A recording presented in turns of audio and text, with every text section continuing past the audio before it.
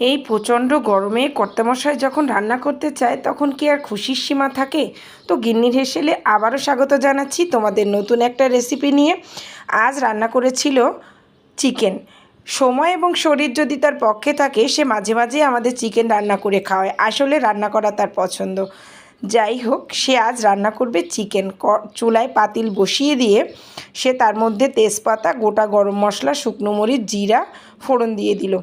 নিজস্ব মহিমায় রান্না করে, কারোর থেকে ডিরেকশন নেয় না, বরং বললে আরও রেগে যায়। যাই হোক, আমি আজ ক্যামেরাম্যান, ক্যামেরা ধরে আছি। সে একটার পর একটা উপকরণ দিচ্ছে তেলের মধ্যে। গোটা গরম মশলা দেওয়ার পরে এবার চলে গেল পেঁয়াজ দিয়ে ভালো করে নেড়ে চেড়ে এবার দিয়ে দিচ্ছে রসুনের আস্ত আস্ত গোলা, যেটাকে অনেক সময় আমরা রসুন এর কোয়াও বলে থাকি। এবার এই যে মাঝখানে আমি একটু মশলার কৌটাগুলো সুন্দর করে সাজিয়ে তার পাশে দিচ্ছিলাম আর বলছিলাম, দেখো আবার ভেঙে ফেলবো না নাড়াচাড়া করতে গিয়ে। সে একটু একটু মিশাচ্ছে আর একটু করে ভেজে নিচ্ছে। এ পর্যায়ে দিয়ে দিচ্ছে হচ্ছে জিরা বাটা, আদা বাটা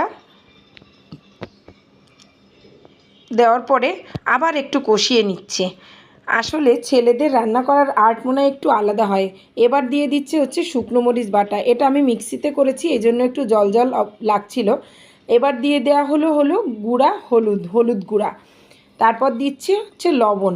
আসলে একটা দিচ্ছে আর একটু নাড়াচ্ছে, একটা দিচ্ছে আর একটু নাড়াচ্ছে। এই যে মশলাটার এত সুন্দর কালার হয়েছে। এবার দিয়ে দিল হলো চিকেন।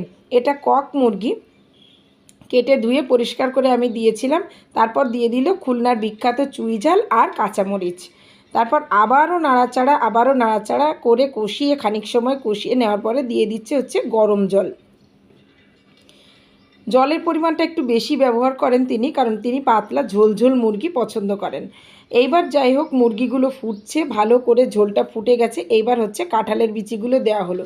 হ্যাঁ, এখানে অনেকেই ভাবতে পারেন আমি কাঁঠালের বিচির ওপরের পর্দাটা কেন তুলে ফেলিনি। হ্যাঁ, ডললে হয়তো উঠে যেত, কিন্তু এটা আমাদের পছন্দ লাগে, এই জন্য আমি তুলিনি। আর বিচির সাইজগুলো এতটাই ছোট যে ওটা ডলতে গেলে নষ্ট হয়ে যেত। তো রান্নাটা অনেক সুন্দর হয়েছিল। দেখা হবে অন্য কোনো